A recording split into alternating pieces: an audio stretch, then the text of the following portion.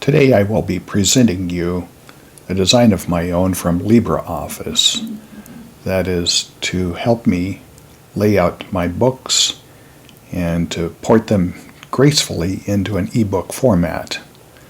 To do this requires considerable attention to stylistic considerations, and those are found in this template presentation that I'm going to make to you. So let's move to that right now.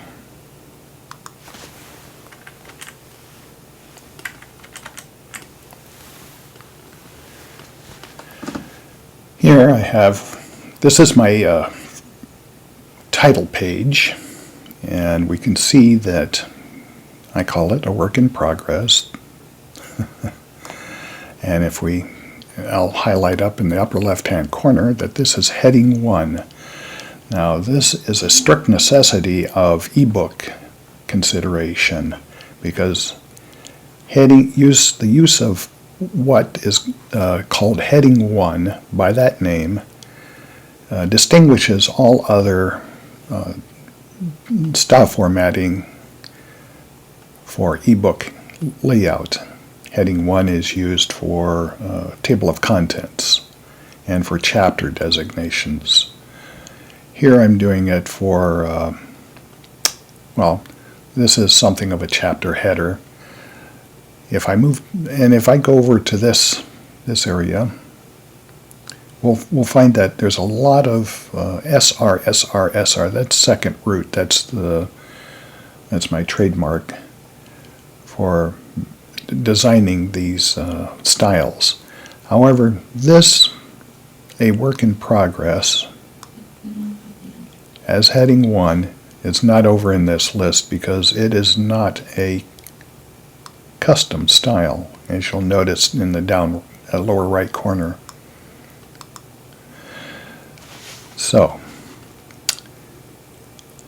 a work in progress, that's just a placeholder for the title of your work. You should also visit your, if we go over to File, go down to Properties, go over to Description, a work in progress. This needs to change as well, so that your running titles at the top of your pages will be consistent with your title. I'm going to cancel out of that. So right there, we're deep into stylistic requirements. If not for printing, certainly for ebook. The next thing, the work in progress series. Now if you're doing nonfiction, if you're doing nonfiction, this is a tagline. If you're doing a series, it would be the series title. Over here on the right, you'll see SR title page subtitle is highlighted. It's the style of this entry right here. So we've jumped from this not being in my style sheet over here on the right to this being in my style sheet over on the right. And we find that this is also in my style sheet as our title page author. So as I proceed down the front page, the title page, I also have, and this is showing me a style for a frame. And I'm not getting a highlight, so I don't know what's going on there. But I'm going to just leave it as it is. This little graphic here of a cut stump with new growth emerging from the top is the icon for my publishing company. So this is where you would put your own mark for your own publishing company if you have one. It's as simple as creating an LLC, a limited liability company in your state, under its rules and provisions for all the legalities of that. Or you can just put a mark there. Your choice. Nice flourish. I'd say it's it's an option for artistic creation. And here we are. We're on the first page, and let's change to the second page. And what would that be? Well, this is going to announce itself. Over here on the right, we have the SR copyright notice. Now, why, Richard, do you have all these different styles for such trivial entries that will only appear once, ever, anywhere? Well, I can set, okay, I'm over here, folks, on this page. I can set this indent to be different from all other indents. And this is an important feature of writing your own styles, or following mine, or taking mine and tailoring them to your needs, is that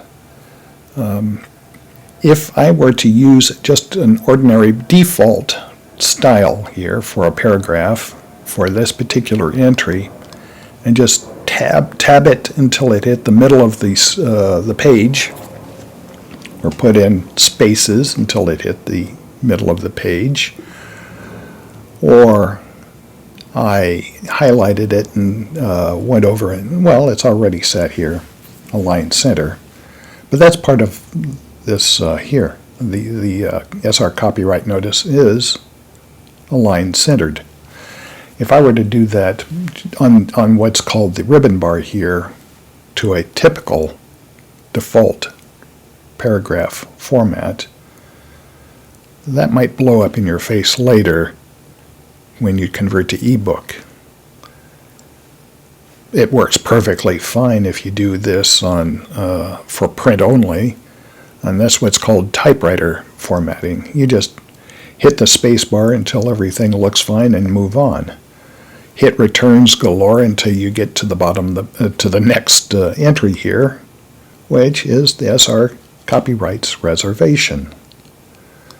So this little entry here that's a space holder for all of the legalese that says that you're not responsible for other people's hurt feelings when you use their name, things like that. So we've gone through what, 3 or 4 or 5 different styled assignments just in the first 2 pages here. And I haven't even discussed, well, what do you mean by pages, Richard? If I select the page, well, let's see, how can I select? I can't really select the page in isolation and have that pop over up on the right, but if I choose page styles, it says that this page here is called SR1 for print title page. So it's acknowledging that this is going to be important only for print. However, when there is no concept of page within the ebook universe. It creates its own pages. It reflows your text to fit them. And if you do your headings correctly, they will appear with their own special formatting. However, there's nothing on this page that's page oriented in that ebook universe. It's strictly for print here. So what I'm saying here, SR1 for print title page. Well, I used SR throughout my design for second root. That's to cluster all of these various styles into one area when I again, notice it's a custom style. If I went to hierarchical, I'm going to have to search. Well, there's SRs. That's quite available at that scale. But when we're over in the paragraph scales, oh goodness, this thing goes on forever. Hierarchical, if I said all styles, it would be lost. There's so many styles already built into this product that you could get lost in them. And here we have heading 1, which I do use. However, I'm going to present this as custom, if I can reach it. All styles. There we go. Have to use the keyboard. And all of these are grouped together by naming convention. But returning to the page and going to the next page, I now am on SR2 for print, copyright page. And SR2 tells me, well, the 1, 2, 3, 4, 5, 6, 7 helps me see at what level I'm in the document here, because the only pages that really count throughout the bulk of your book are going to be SR5 for print, first content page. That means a chapter page, the opening chapter page, which is always formatted to be on the right side, and SR for print, content page. That's for every page that follows the chapter opening page. And those two distinctions are one introduces the next when you're writing, so this all flows quite easily. And it's going to take, we'll get to that later. So, continuing on over on this left-hand side, we're still on page 2, actually page II, and please note that that too is significant in formatting as page numbering. And this is something that can bring grief to many people who are wrestling with how do I do page numbering. This is solved here too. We get to page 3, I get to my dedication. Here over on the page layout, it says quite distinctly that's what page it is. If I go over to the paragraph, it says dedication and acknowledgement. I have yet another paragraph style. It seems several for any page and certainly one per page. Again, that's going to settle down once we get out of what this is called the front matter, and it has a lot of stylistic and historical considerations such as the placement of the copyright and where it stands in relation to the cover. So moving on, I have a table of contents. This is a struggle to get into shape if you're not a versed user of Word or LibreOffice or OpenOffice. I've solved that here for you. It takes a little getting used to, but as you can see, it's done in a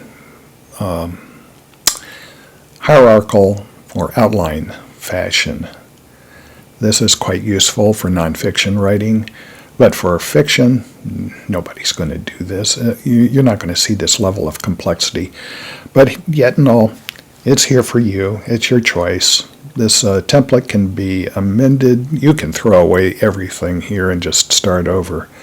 But this is a long document that I've created so I can illustrate all the applications and usages of the styles. I'm not going to go into the style of this table of contents, however. And you'll see right down here at the very bottom of the page, I've highlighted the page number, and in doing this has revealed the footer area, the dashed blue line. This is formatted into this page. So this is where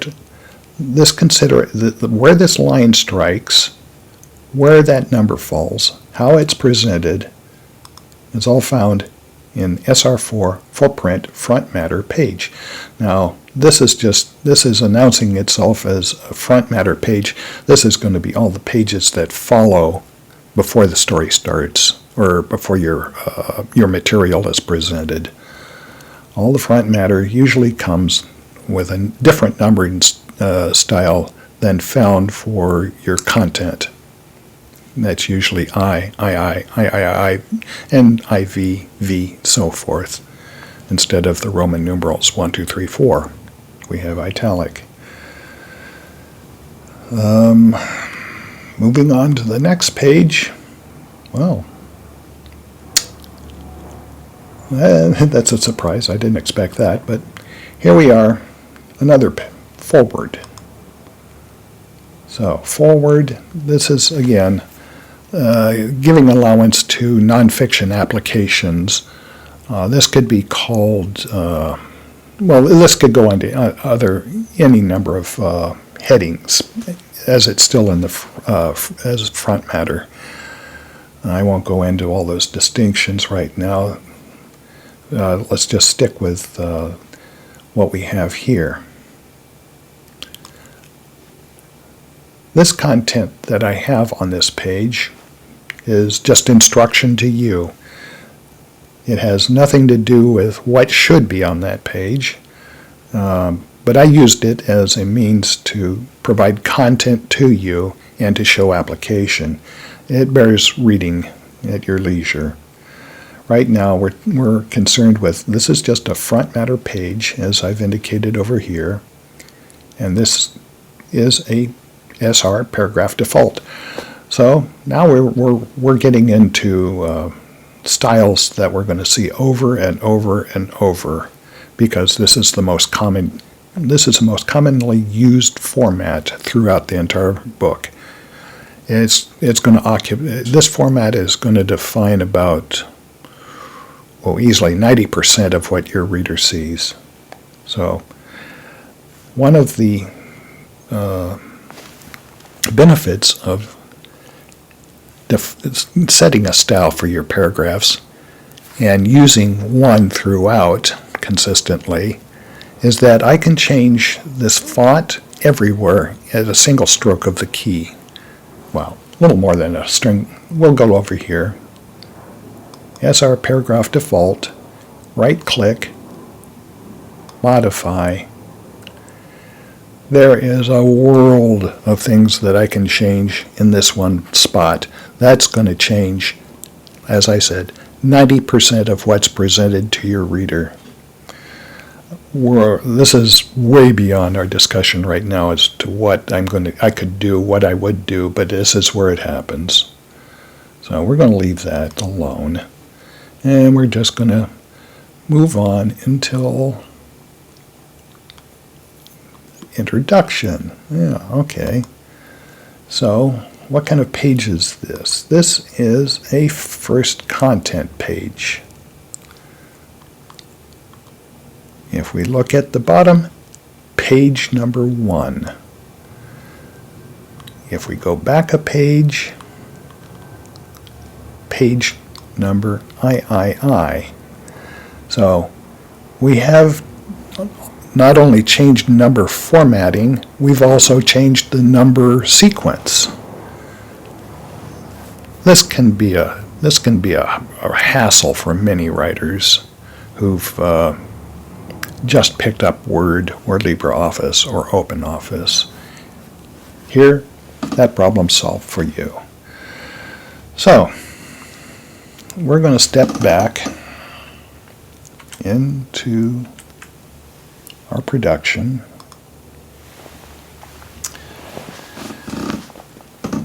And I hope that this is certainly this is the front matter of my template, and that suggests there's much left to be said. There's finer details at the presentation level for your content that you're going to be certainly interested in. The front matter most people ignore, and this is to save your skin because I've done all that hard work up front. It's real tedious stuff. It took me a long time to figure this stuff out. And the key is in naming the styles. And if I were to teach OpenOffice, and that would be another that'd be another matter. But there's some things that I'm going to have to reach into because they're very, very insightful and very necessary for you to understand. But that's for another that's for another video. So we've taken care of the front matter work from my template for your books. Next up, we'll be getting into content and layout for it, because there's a lot of options available that can ease your way, certainly for print, and keep you out of trouble in the ebook version of your print novel or your print nonfiction. But believe me, this is going to be easy once you sit down to it, look at it, and certainly after you've listened to this, a lot of the mystery will go away. It'll turn out well. Until later.